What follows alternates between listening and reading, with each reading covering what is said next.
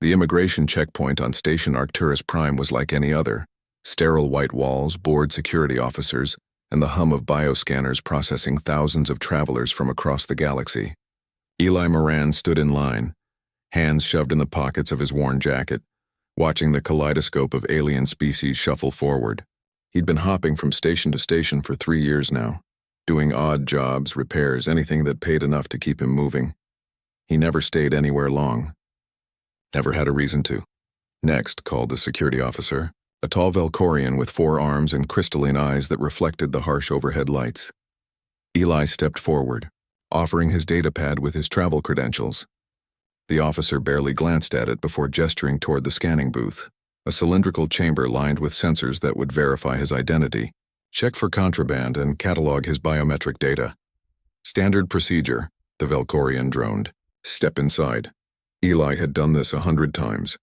He walked into the booth and the door sealed behind him with a soft hiss.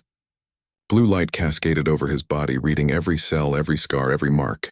He stared at the ceiling, counting the seconds until the scan completed. Then the machine beeped. Once, twice, 3 times in rapid succession. The light shifted from blue to gold, and a new sound filled the chamber, a melodic chime that Eli had never heard before. The door didn't open. Instead, a secondary scan initiated. This one focused entirely on his left shoulder blade, where a small, crescent-shaped birthmark rested beneath his shirt. Is this normal? Eli called out, his voice echoing in the confined space. No response. Outside the booth, Captain Vera had been reviewing departure schedules when the alarm triggered. Her head snapped up, her silver antennae twitching with sudden attention.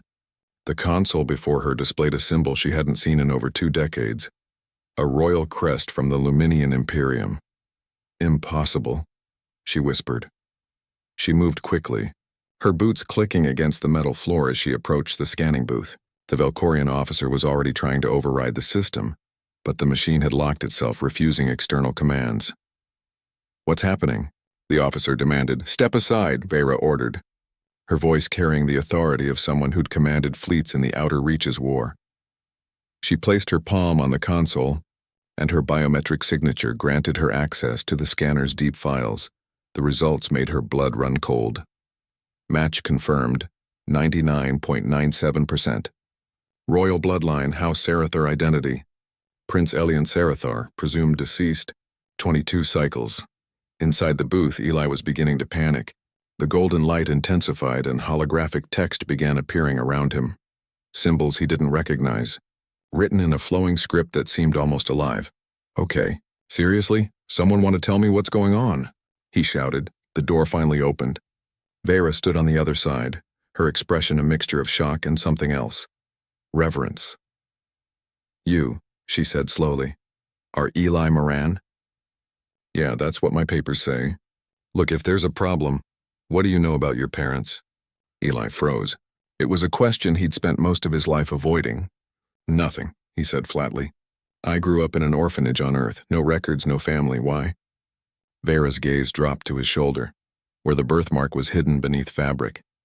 Show me your left shoulder blade. What? No, what is this? Show me, now! Something in her tone made him comply.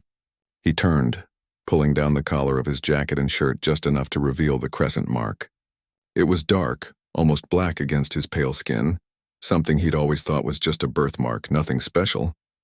Vera inhaled sharply. She pulled out a handheld device and scanned the mark. The device projected a hologram into the air between them, a perfect match to a royal seal. 22 years ago, Vera began, her voice steady but filled with emotion. The Luminian Imperium was attacked. The royal family was slaughtered, almost all of them. The youngest son, an infant, was smuggled away by a loyal guard before the palace fell. That guard was never heard from again. The boy was presumed dead. Eli stared at her, his mind struggling to process what she was saying. You're saying I'm, what, some kind of alien prince? Not alien, Vera corrected. Humans are Luminian. Your species originated from the Imperium thousands of years ago. During the Great Diaspora, Earth was one of many colony worlds. A forgotten one, yes, but Luminian nonetheless. The royal family carried a genetic marker, encoded in their DNA. That mark, she pointed to his shoulder, is the physical manifestation of that marker. It cannot be faked, cannot be replicated. Eli felt like the world was tilting beneath his feet. This is insane. I'm a repair tech. I fix cooling systems and patch hull breaches. I'm not— You are Prince Elian Sarathar, Vera said firmly, the last surviving member of House Sarathar, the rightful heir to the Luminian throne. The checkpoint had gone silent. Every officer, every traveler was staring at them now. Eli could feel the weight of their gazes, the sudden shift in the air around him. I don't want this, he said quietly. I never asked for any of this. Vera stepped closer, her expression softening.